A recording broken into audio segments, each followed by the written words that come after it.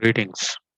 In this video, we are going to see how AutoCAD drawing can be exported to a PDF file. So this is my drawing and I want to export it to a PDF file in order to print it. So I'll go to this button. The option of export is over here. As you bring the mouse on export, these options will come and here is the PDF. So I'll click on PDF.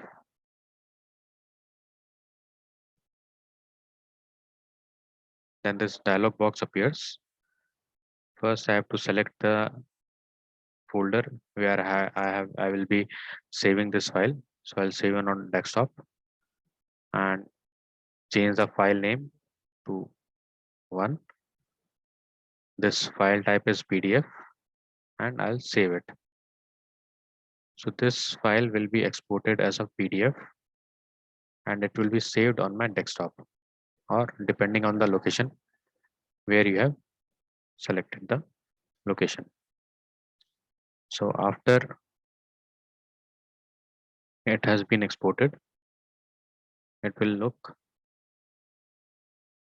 something like this.